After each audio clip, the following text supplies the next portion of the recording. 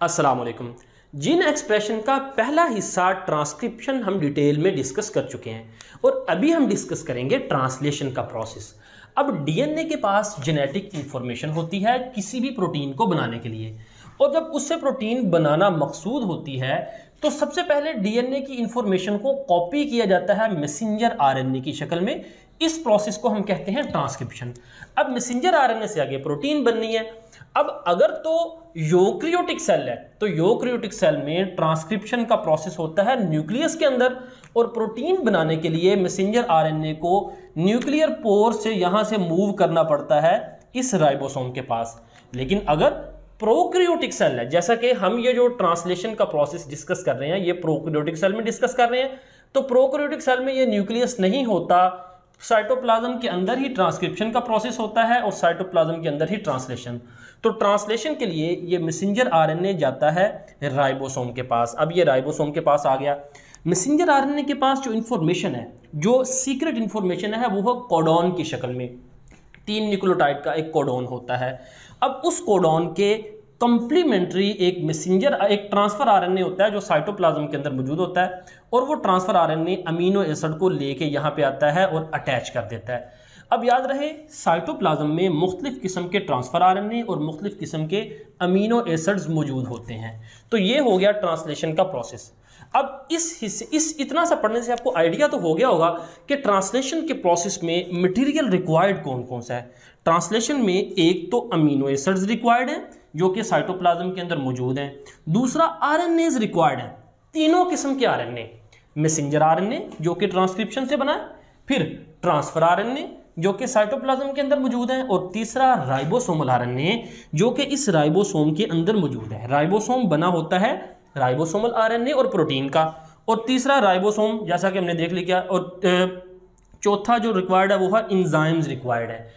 तो अब हम वैसे तो ये जितने भी स्टेप आपके सामने बने हुए हैं ट्रांसलेशन के, ये सारे के सारे स्टेप कॉन्टिन्यूसली हर काम लगातार हो रहा है, लेकिन अपनी आसानी के लिए हम इसको स्टेप में तकसीम करके पढ़ते हैं।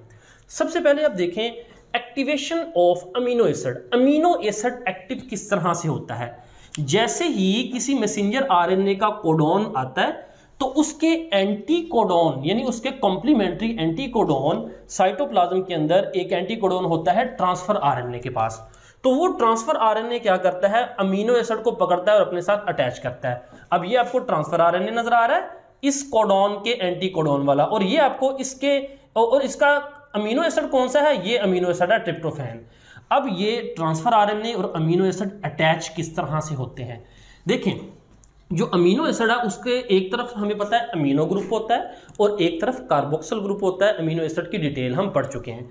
और दूसरा ये जो आपको ट्रांसफर आरएनए नजर आ रहा है ये 3 डायमेंशनल नजर आ रहा है। 2 डायमेंशनल का स्ट्रक्चर और तरह से होता है, इसकी डिटेल भी हम पीछे पढ़ चुके हैं।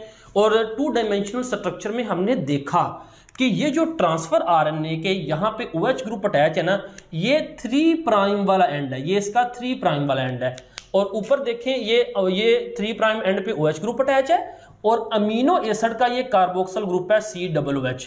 अब होता क्या है, यहाँ से OH यानी हाइड्रोक्सिल ग्रुप और इधर से हाइड्रोजन, अमीनो एसिड से हाइड्रोजन, ये आपस में मिलकर क्या बना देते हैं, पानी बना देते हैं।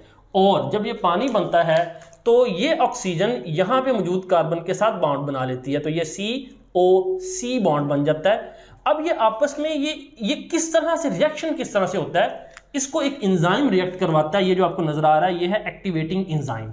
इस एंजाइम का नाम है amino acyl transfer RNA synthetase. इस एंजाइम का नाम है amino acyl transfer RNA synthetase.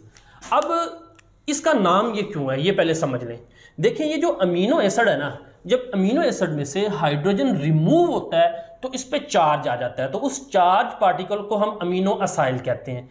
और दूसरी तरफ ये ट्रांसफर आरएनए है, तो ये अमीनो असाइल ट्रांसफर आरएनए, इन दोनों के दरमियान ये एंजाइम रिएक्शन करवाता है, इसी वजह से इसका नाम है amino acyl transfer RNA synthetase. और इसके रिएक्शन की वजह से ये जो 2 चीजों का कंप्लेक्स बना है, किस किस का, अमीनो एसिड का और ट्रांसफर आरएनए का, इस कंप्लेक्स को हम कहते हैं amino acyl transfer RNA complex, इसका नाम अच्छी तरह से ज़हन में बिठा लीजिए, बार बार आगे इसका नाम आएगा। ये कॉम्प्लेक्स किसका? ट्रांसफर आरएनए का और अमीनो एसिड का, इसे हम कहेंगे amino acyl transfer RNA complex. अब ये कॉम्प्लेक्स बन गया। अब आगे आते हैं अपने ओरिजिनल ट्रांसलेशन के प्रोसेस की तरफ। अब ट्रांसलेशन 3 स्टेप पर मुश्तमिल है। पहला स्टेप है इनिशिएशन कॉम्प्लेक्स, दूसरा स्टेप है पेप्टाइड पॉलीपेप्टाइड इलोंगेशन और तीसरा स्टेप है टर्मिनेशन। अब सबसे पहले इनिशिएशन कॉम्प्लेक्स कैसे बनता है, इसको गौर से समझिएगा। अब इनिशिएशन कॉम्प्लेक्स दरअसल 3 चीज़ों का मजमूआ है। नंबर 1 ये मैसेंजर आरएनए, नंबर 2 ये amino acyl transfer RNA complex और नंबर 3 राइबोसोम। ये तीनों चीज़ें आपस में जुड़कर इनिशिएशन कॉम्प्लेक्स बनाती हैं। अब अगला सवाल यह है कि ये तीनों चीज़ें आपस में जुड़ती कैसे हैं। सबसे पहले ये जो मैसेंजर आरएनए है ना, मैसेंजर आरएनए का 5 प्राइम एंड आके जुड़ता है राइबोसोम के स्मॉल सब यूनिट पे। राइबोसोम हमें पता है एक लार्ज सब यूनिट होता है और एक स्मॉल सब यूनिट होता है, और ये प्रोकैरियोटिक सेल है। तो ये प्रोकैरियोटिक सेल में ये नीचे आपको जो नजर आ रहा है ये पिंक कलर में ये स्मॉल सब यूनिट है। इसके साथ ये मैसेंजर आरएनए आके जुड़ेगा, किस तरफ से? 5 प्राइम एंड से। और इसको कौन जोड़ेगा? इसको जोड़ेगा एक प्रोटीन जिसका नाम है इनिशिएशन फैक्टर, ये आके अटैच करेगी। और जैसे ही इसका ये सबसे पहला कोडॉन AUG, याद रखें किसी भी प्रोटीन को बनाने के लिए सबसे पहला जो कोडॉन होता है वो AUG होता है। और हमें पता है कि AUG कौन से अमीनो एसिड को स्पेसिफाई करता है? वो स्पेसिफाई करता है मेथियोनिन को। तो जैसे ही ये AUG कोडॉन यहाँ पे आएगा तो इसके कॉम्प्लीमेंट्री यानी इस कोडॉन के एंटी कोडॉन जिस ट्रांसफर आरएनए के पास होगा वो ट्रांसफर आरएनए मेथियोनिन को लेके यहाँ पे आएगा। अब यहाँ पे ये प्रोकैरियोटिक सेल है और याद रखें प्रोकैरियोटिक सेल में ये जो मेथियोनिन है ये थोड़ी सी मॉडिफाइड होती है। यूकैरियोटिक सेल में तो नॉर्मल होती है, लेकिन प्रोकैरियोटिक सेल में मॉडिफाइड होती है और उसको हम कहते हैं एन फॉर्माइल मेथियोनिन। यहाँ पे ये F मेथियोनिन का मतलब है ये मॉडिफाइड मेथियोनिन है। तो इसके कॉम्प्लीमेंट्री एंटी कोडॉन वाला मैसेंजर आरएनए उस अमीनो एसिड यानी मेथियोनिन को लेके आएगा और इस कोडॉन के कॉम्प्लीमेंट्री जो एंटी कोडॉन है ये अटैच हो जाएगा। अब उस ट्रांसफर आरएनए को लेके कौन आएगा? वो एक और प्रोटीन है, ये जो आपको नजर आ रही है ब्लू कलर में, इस प्रोटीन का नाम इसका नाम भी इनिशिएशन फैक्टर है। तो ये वाला इनिशिएशन फैक्टर किसको लेके आ रहा है? मैसेंजर आरएनए को। और ये वाला इनिशिएशन फैक्टर ट्रांसफर आरएनए को लेके आ रहा है। और ये बाइंड कहां पे कर रहे हैं? राइबोसोम के स्मॉल सब यूनिट पे। लेकिन यहां पे आपके जहन में एक सवाल आ सकता है, वो ये कि ये इनिशिएशन कोडॉन से पहले भी कुछ न्यूक्लियोटाइड्स मौजूद हैं। यहां पे आप देखें उन न्यूक्लियोटाइड्स को हमने लैडर सीक्वेंस का नाम दिया है। ये क्या चीज है? अब इसको गौर से समझिएगा। देखें प्रोटीन बनाने की जो मशीनरी है वो कौन सी है? राइबोसोम। ये राइबोसोम मशीनरी है। अब वो राइबोसोम मशीनरी काम कब शुरू करती है? सबसे पहले राइबोसोम दरअसल स्कैन करता है, ढूंढता है इस इनिशिएशन सीक्वेंस को। ये जो लेटर सीक्वेंस है ना, यहाँ पे खास न्यूक्लियोटाइड्स होते हैं, तो राइबोसोम सबसे पहले उनको रीड करता है। ये दरअसल इसी तरह है कि जब राइबोसोम के पास यहाँ पे लेटर सीक्वेंस आता है तो राइबोसोम अपनी तमाम तर जो पार्ट्स हैं उनको एक्टिवेट कर देता है अपनी मशीनरी के। लो भी प्रोटीन सिंथेसिस का काम शुरू होने लगा है तो अपने आप को यानी एक्टिव कर लेता है। तो जैसे ही पहला कोडॉन आता है तो फौरन उसके एंटी कोडॉन यानी प्रोटीन सिंथेसिस का काम शुरू हो जाता है। तो जैसे ही पहला कोडॉन और एंटी कोडॉन जुड़ जाते हैं साथ ही राइबोसोम का लार्ज सब यूनिट आता है। ये तरतीब से आप देखते जाएं। मैसेंजर आरएनए अटैच हुआ, मैसेंजर आरएनए के साथ ही ऊपर उसके यानी कोडॉन के कॉम्प्लीमेंट्री एंटी कोडॉन अटैच हो गया, ट्रांसफर आरएनए अटैच हो गया और फिर राइबोसोम का ये लार्ज सब यूनिट भी आके अटैच हो जाएगा। तो अब यहाँ पे आप देखें तीनों चीज़ें अटैच हो गई हैं। राइबोसोम के दोनों सब यूनिट अटैच हो गए, मैसेंजर आरएनए अटैच हो गया और amino acyl transfer RNA complex भी अटैच हो गया।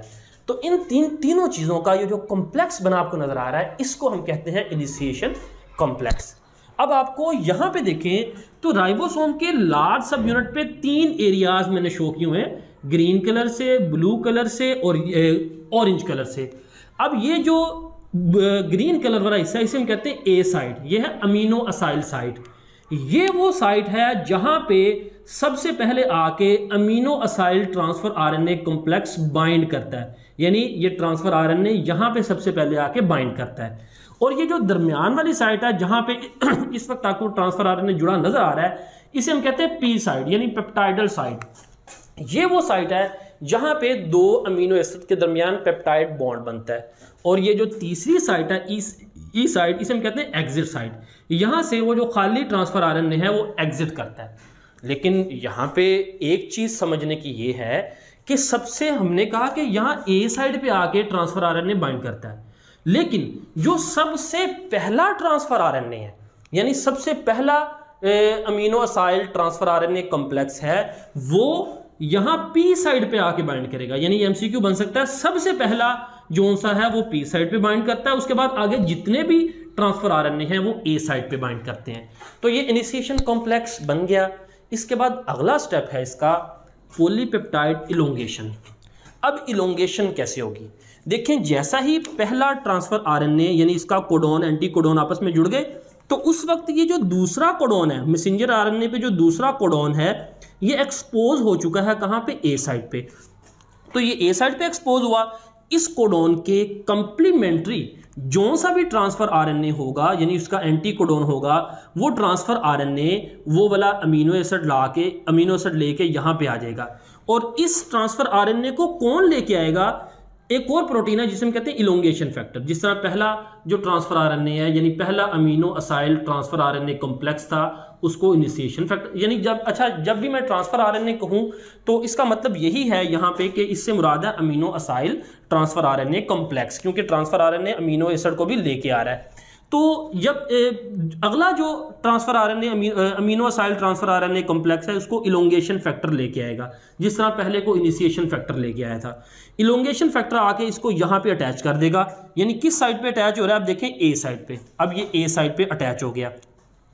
अब जैसे ही ये दोनों ट्रांसफर आरएनए यहाँ पे बाइंड कर गए हैं, यहाँ पे एक और एंजाइम अपीयर होगा। उस एंजाइम का नाम है पेप्टाइडल ट्रांसफरेज। वो पेप्टाइडल ट्रांसफरेज एंजाइम यहाँ पे वो क्या करेगा? वो एंजाइम इन दोनों अमीनो एसिड के दरमियान पेप्टाइड बॉन्ड बना देगा और ये जो ट्रांसफर आरएनए और अमीनो एसिड है इनके दरमियान से बॉन्ड को खत्म कर देगा। और जिसके नतीजे में आप यहाँ पे देखें कि इस ट्रांसफर आरएनए से अमीनो एसिड सेपरेट हो गया और इस अमीनो एसिड के साथ ये अमीनो एसिड मेथियोनिन ल्यूसीन के साथ जुड़ गया हुआ है। तो अब अगला यानी यहाँ पे दो स्टेप हो चुके हैं। पहला क्या है कि इलोंगेशन फैक्टर ट्रांसफर आरएनए को ए साइड पे बाइंड किया, और दूसरा स्टेप क्या है? पेप्टाइडल ट्रांसफेरेज ने यहाँ पे पेप्टाइड बॉन्ड बना दिया और इसको सेपरेट कर दिया। और अगला स्टेप ये होगा कि ये जो राइबोसोम है ये मूव करेगा किसके ऊपर? मैसेंजर आरएनए के ऊपर। ये मूव करेगा 5 to 3 डायरेक्शन में, इस डायरेक्शन में। यानी आप इस तरह से समझें कि फर्ज करें ये जो है, ये जो मेरा है हाथ है, ये क्या है? ये राइबोसोम है, ये मैसेंजर आरएनए है, ये मैसेंजर आरएनए, ये राइबोसोम इस मैसेंजर आरएनए पे ऐसे मूव करेगा। जब ये ऐसे मूव करेगा तो यहाँ पे आप देखें आगे ये जो ए साइट है ये एक्सपोज हो गई है। यानी यहाँ पे ए साइट एक्सपोज हो गई है।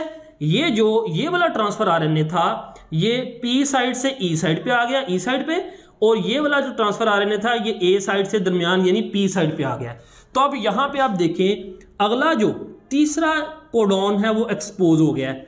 जब तीसरा कोडॉन एक्सपोज हो जाएगा, इसके कॉम्प्लीमेंट्री जो एंटी कोडॉन जिस ट्रांसफर आरएनए के पास होगा उसको अगला इलोंगेशन फैक्टर ला के यहाँ पे अटैच कर देगा। यानी आप कह लें यहाँ पे इलोंगेशन फैक्टर अगले ट्रांसफर आरएनए को यहाँ पे ला के अटैच कर देगा, और उस ट्रांसफर आरएनए के साथ ये जो अमीनो एसिड होगा यहाँ पे दोबारा एंजाइम आएगा पेप्टाइडल ट्रांसफेरेज, और वो इन दोनों के दरमियान बॉन्ड को ख़त्म कर देगा और इसके साथ उसको जोड़ देगा। तो इस तरह से क्या होगा? ये प्रोसेस लगातार रिपीट होता रहेगा। कौन सा प्रोसेस? इलोंगेशन फैक्टर ये ट्रांसफर आरएनए को यहाँ पे लाके अटैच करेगा, और पेप्टाइडल ट्रांसफेरेज उन दोनों के दरमियान पेप्टाइड बॉन्ड बनाएगा। राइबोसोम आगे को मूव करेगा, जिसके नतीजे में अगला कोडॉन एक्सपोज हो जाएगा। ये प्रोसेस कंटिन्यू रहेगा। कब तक? जब तक टर्मिनेशन कोडॉन यानी ट्रांसलेशन का प्रोसेस खत्म करने वाला कोडॉन नहीं आ जाता। अब मैसेंजर आरएनए के आखिर पे जो कोडॉन होता है वो होता है उसे हम कहते हैं स्टॉप कोडॉन। अब स्टॉप कोडॉन 3 तरह के हैं। UAA हो सकता है, UAG या UGA। इन तीनों में से कोई भी कोडॉन आ जाएगा ना, तो उस कोडॉन के कंप्लीमेंट्री कोई मैसेंजर आरएनए नहीं होता, यानी उस कोडॉन के कंप्लीमेंट्री कोई एंटी कोडॉन नहीं होता। उस कोडोन की जगह क्या अटैच होता है, वो एक रिलीज फैक्टर होता है साइटोप्लाज्म में। तो ये रिलीज फैक्टर इस स्टॉप कोडोन के कम्प्लीमेंट्री अटैच हो जाएगा। अब जब रिलीज फैक्टर अटैच होगा ना, तो वो रिलीज फैक्टर क्या करेगा, ये जो आखिरी ट्रांसफर आरएनए है उस ट्रांसफर आरएनए और ये जो पॉलीपेप्टाइड बन रही थी, यानी अमीनो एसिड्स के चेन, लंबी चेन जो बन रही थी, उस पॉलीपेप्टाइड की चेन को इस ट्रांसफर आरएनए से सेपरेट कर देगा। अब वो पॉलीपेप्टाइड की चेन सेपरेट हो जाएगी और उसने आके जाके फाइनली जो सा भी प्रोटीन स्ट्रक्चर बनाना है उस स्ट्रक्चर को बनाएगी और एक फंक्शनल प्रोटीन में कन्वर्ट हो जाएगी। और बाकी ये जो स्ट्रक्चर्स हैं ये डिसरप्ट यानी लैदा हो जाएंगे दोनों। ये जो अब प्रोटीन बन गई, स्मॉल और लार्ज राइबोसोमल सब यूनिट्स ये सेपरेट हो गए, इनिशिएशन फैक्टर भी सेपरेट हो गया और ट्रांसफर आरएनए भी सेपरेट हो गया।